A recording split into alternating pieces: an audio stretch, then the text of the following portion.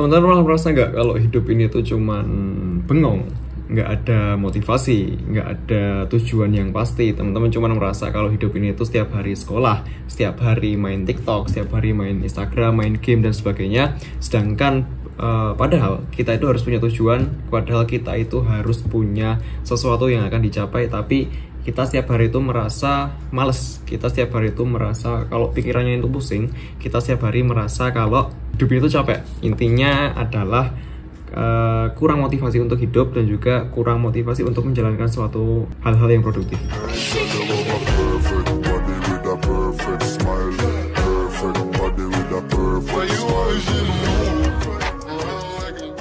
Nah oke, jadi dalam video kali ini dalam 5 menit ya, ini cukup 5 menit aja udah.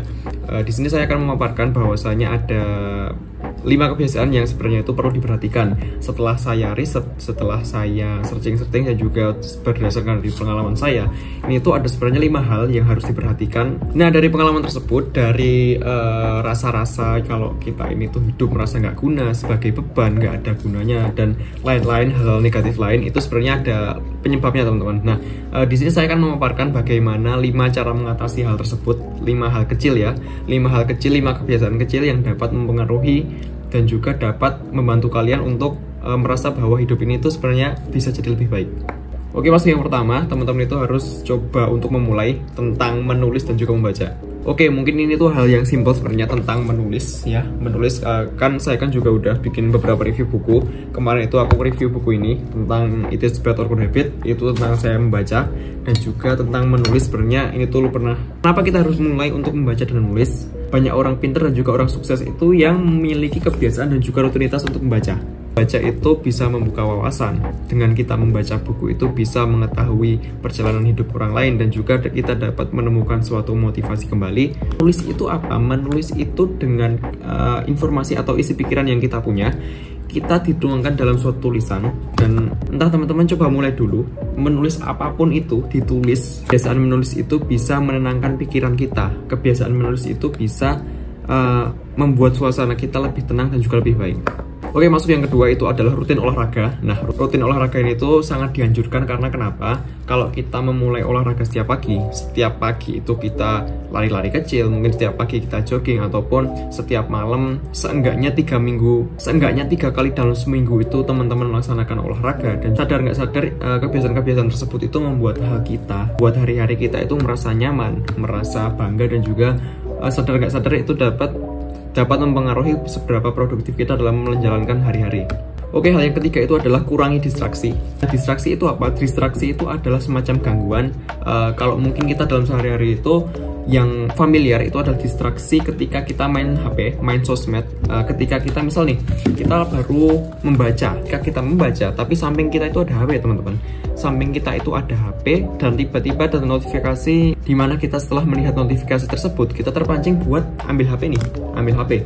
Setelah itu kita kelanjutan buka Instagram, buka game, buka aplikasi-aplikasi lain. Distraksi ini itu dari hal kecil itu bisa membuat hal besar, yang dimana kita tadi niatnya itu adalah membaca, tapi tiba-tiba ada notifikasi. Sadar nggak sadar kita dalam berjam-jam itu bisa menghabiskan waktu hanya untuk merespon distraksi dari HP tadi.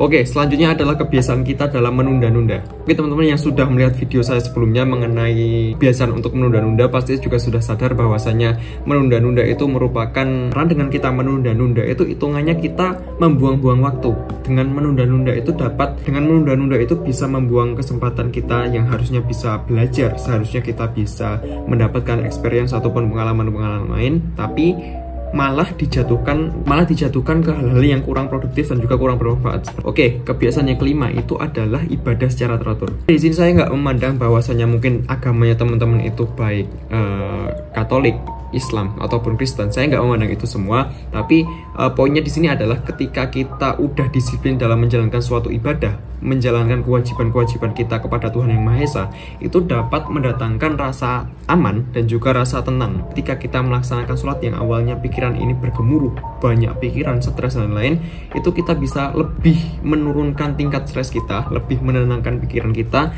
dan juga merasa bahwasanya masalah tersebut bukan masalah yang besar. Nah, selain melaksanakan disiplin dalam beribadah, coba teman-teman mempelajari ilmu agama seperti mungkin rajin membaca Al-Quran, mungkin datang ke majelis-majelis ilmu, itu dapat menenangkan pikiran teman-teman. Oke, itu 5 tips dari saya. Mohon maaf apabila mungkin kurang memuaskan ataupun hasilnya kurang baik di teman-teman.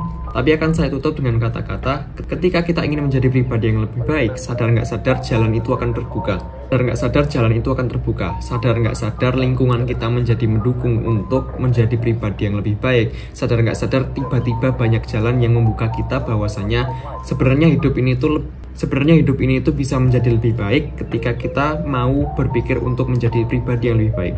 Terima kasih, saya Abian. Jangan lupa follow Instagramku, jangan lupa follow media sosialku, TikTok, jangan lupa follow Instagram One Man Space, jangan lupa subscribe. Sekian yang dapat saya sampaikan. Terima kasih. Selamat malam semuanya.